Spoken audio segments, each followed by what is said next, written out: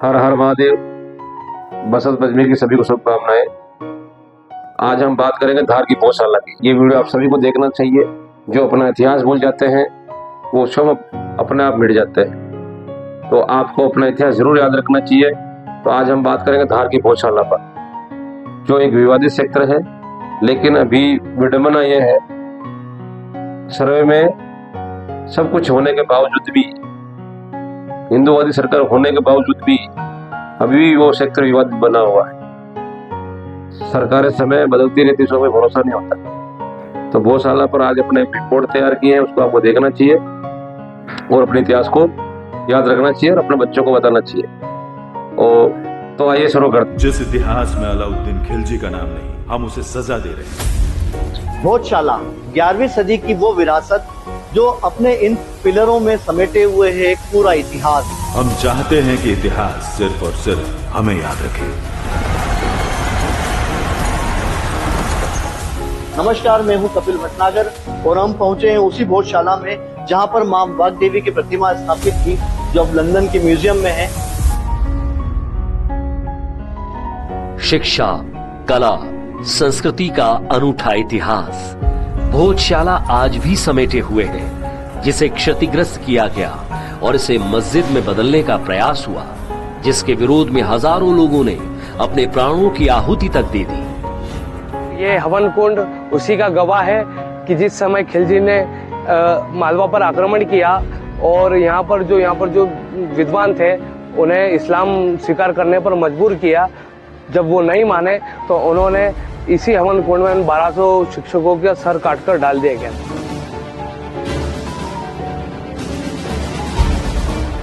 आज भोजशाला एएसआई के अधीन है। बसंत पंचमी और शुक्रवार जब एक ही दिन पड़ते हैं तो आस्था और कानून आमने सामने खड़े हो जाते हैं। इस बार भी कुछ ऐसा ही संयोग बन रहा है। धार के जो दीवान रहे के नाटकर, उन्होंने जब राजा एक गंभीर बीमारी से ग्रस्त हुए थे तो एक दिन के लिए इस परिसर में नमाज की अनुमति दी थी, जिसको शुरुआती दिनों में तो हिंदू महासभा और हिंदू समाज के लोगों ने उसका विरोध किया था। लाठी डंडों से पीट कर उनको बाहर निकाल दिया गया और उस समय के जो नमाज के जो सामान थे वो जब्त कर लिए थे। पर इसके बाद में कई सालों तक नमाज नहीं हुई। फिर जब हिंदू समाज के यहाँ पर प्रतिबंध हुआ और वापस जो है नमाज की परंपरा चालू हुई, और आज वही कारण है कि शुक्रवार के दिन यहाँ पर नमाज होती है और मंगलवार के दिन हिंदू समाज पूजा करता है। 1034 बच्चों को बताना चाहिए। और तो आइए शुरू करते हैं। गौशाला अलाउद्दीन खिलजी के हमले को 700 साल पूरे हो गए। अभी 23 जनवरी को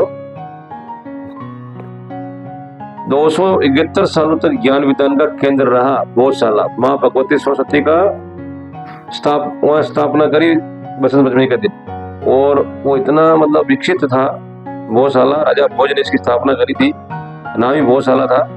तो 271 साल तक अंग्रेजों के जमाने में, मुगलों के जमाने में ज्ञान विज्ञान का केंद्र रहा। लेकिन 990 साल पुराना बताया जाता है इसका इतिहास।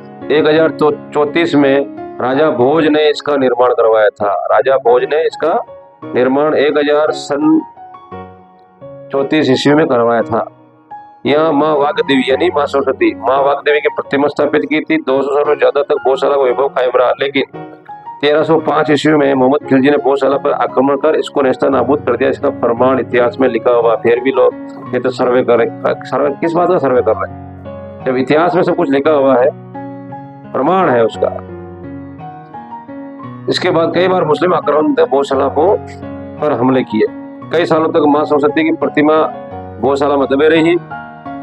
इसके बाद अंग्रेज आए, ये वहां खुदाई करके माँ सरस्वती की प्रतिमा को, वाग्देवी की प्रतिमा को लंदन ले गए, म्यूजियम में ले गए।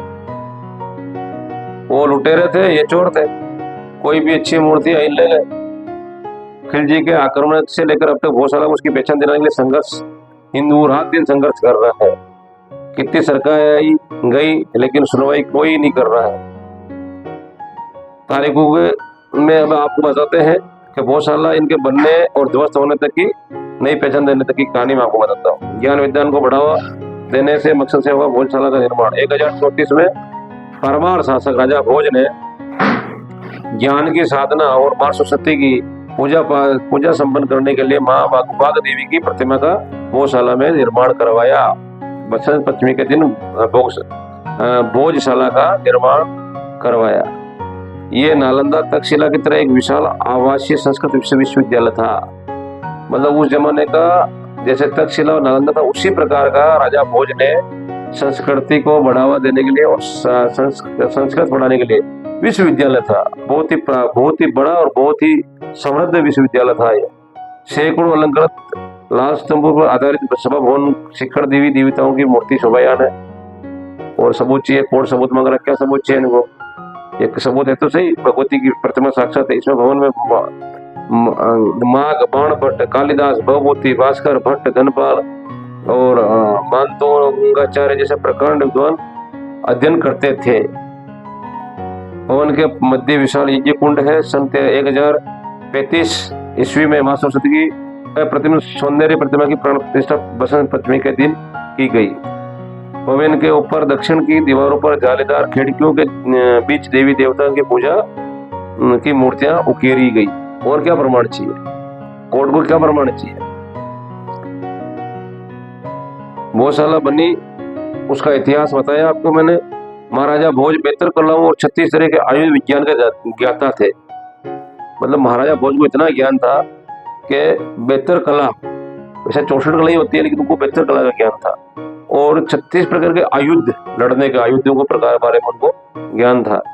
राजा भोज का कार्यकाल 1065 तक रहा। उन्होंने कई मंदिर, घाट, तालाब और विद्यालयों का निर्माण करवाया। राजा भोज विद्वान तो थे ही, विद्वानों के संरक्षक भी थे। जहाँ जैन संप्रदाय के अभेदेव ईश्वर जी ने पद प्राप्त किया था, उस समय जैन धर्म भी चल रहा था, तो उसका भी उन्होंने सम्मान करा। और स्थापना लगातार 271 सालों तक भोजशाला का ज्ञान का केंद्र बनी रही। 14वीं सदी में आक्रमण कर भोजशाला ध्वस्त की गई। 1269 ईस्वी में अरब मूल के कमाल मौलाना योजनाबद्ध तरीके से धार आकर बसे। और 1305 में अलाउद्दीन खिलजी ने परमाणु को अवैध माने जाने वाले मानवों पर आक्रमण कर इस्लामी की स्थापना की। और इस दौरान भोजशाला समेत अनेक ऐतिहासिक धार्मिक महत्व के स्थलों को ध्वस्त किया गया। 1401 में दिलावर खां गौरी ने मालवा और अपना आधिपत्य घोषित कर दिया। विजय मंदिर को भी नष्ट कर दिया गया।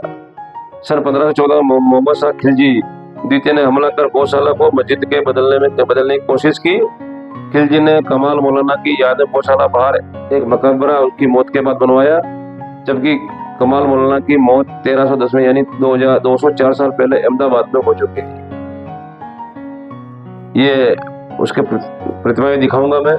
और वाग देवी की प्रतिमा 151 साल से प्रेस्टीज म्यूजियम में ले गए थे, वो वापस लाने का सरकार को प्रयास करना चाहिए।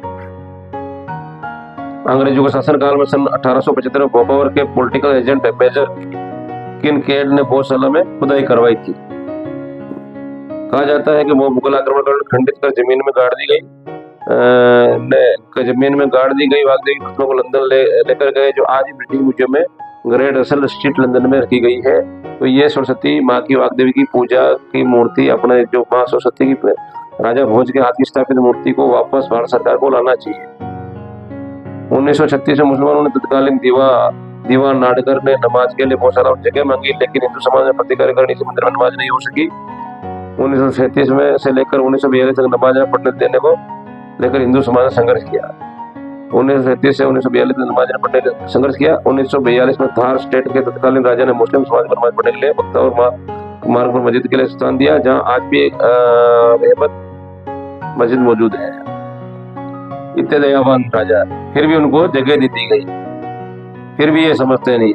1952 में धार के हिंदू समाज के महाराज भोज बसंत समिति के नेतृत्व में प्रत्येक बसंत पंचमी की धार्मिक या सांस्कृतिक कार्यक्रमों का आयोजन जन जागरण प्रारंभ किया।